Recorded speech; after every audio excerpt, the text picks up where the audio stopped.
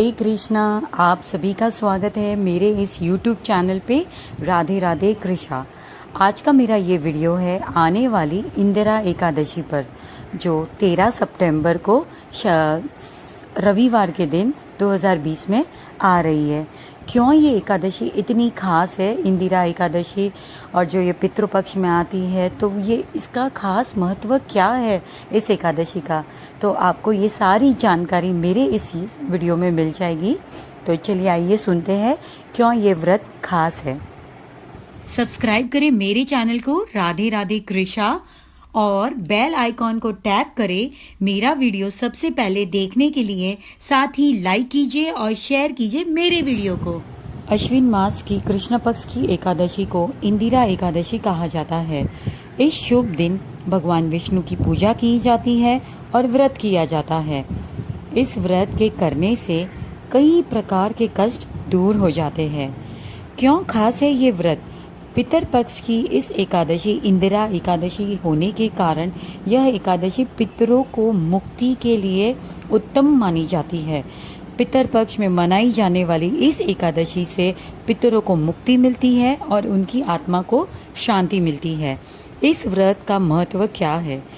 पुराणों के अनुसार इंदिरा एकादशी साधक की मृत्यु के बाद भी प्रभावित करता है। इसके प्रभाव से व्यक्ति के सभी पापों को नाश होता है और इस व्रत से उसे स्वर्ग लोक की प्राप्ति होती है तथा साधक के पितरों को भी दोष जो होते हैं उसकी भी समाप्ति होती है। यह व्रत दशमी तिथि से ही शुरू हो जाता है। जैसे मैं अपने हर वीडियो में आपको बताती हूँ एकादशी का व्रत का पारण किस तरह करना चाहिए और अगले दिन उसका पारण किस तरह करना चाहिए। तो यह व्रत दशमी तिथि से ही शुरू हो जाता है। हमें शाम के समय सात्विक भोजन करना चाहिए, चावल का ग्रहण नहीं, चावल का सेवन नहीं करना चाहिए। और सवेरे अगले दिन सवेरे जल्दी उठकर स्नान आदि करके स्वच्छ कपड़े पहने आप घर में गंगा जल का छिड़काव कीजिए। भक्ति पूर्वक आप विष्णु जी के सामने या गोपाल जी के सामने, जो भी विग्रह हो आपके पास, जुगल जोड़ी हो या आपके पास कोई विग्रह नहीं हो, आप राम दरबार को मानते हो, तो वो उनके सामने आप भगवान के सामने संकल्प कीजिए।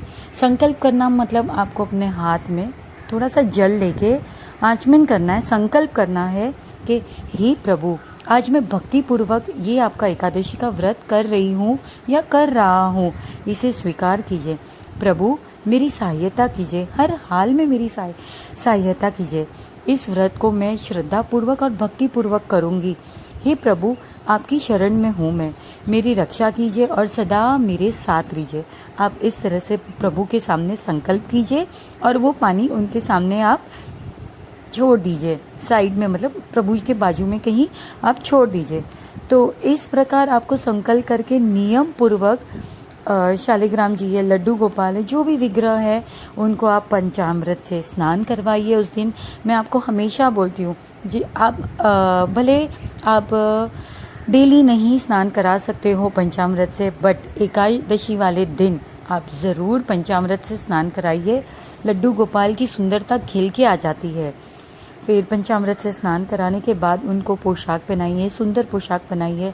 अगर आप में पॉसिबल है तो आप नई पोशाक पहनाइए, ना पॉसिबल हो तो आपके पास जो है उसमें से अच्छी हैवी वाली आप छाट लीजिए, वो पहनाइए उन्हें। सुंदर से सुंदर पोशाक पहनाइए, सुंदर सा श्रृंगार कीजिए, धूप दीप कीजिए, पीले पुष्प चढ़ाइए उनको। फिर भोग लगाइए, आपने जो भोग बनाया हो उनको आप भोग लगाइए, आरती कीजिए, विधि पूर्वक उनकी श्रद्धा से पूजा करिए।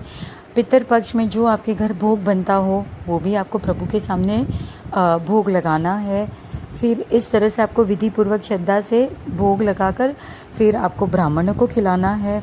ब्राह्मण का खिला के हो जावे, फिर वही भोग का आपको थोड़ा हिस्सा गायों को खिलाना है। उस दिन आप गाय को वो भोग खिलाना है और आपको गाय ग्रास भी, कई लोग भोग नहीं खिला सकते तो उन लोग गौ ग्रास भी खिला देते हैं। तो इस तरह आपको गौ ग्रास खिलानी है। फिर शाम को आपको आरती करनी है, तुलसी जी के सामने भी आपको दीप प्रज्वलित करना है। फिर रात को हो सके तो आप कीर्तन कीजिए भगवान के आगे। कीर्तन करने के बाद अगले दिन आपको सवेरे व्रत का पारण करना है, तो आपको उसी तरह सवेरे जल्दी उठना है, स्नान आदि करके भगवान की सेवा पूजा करके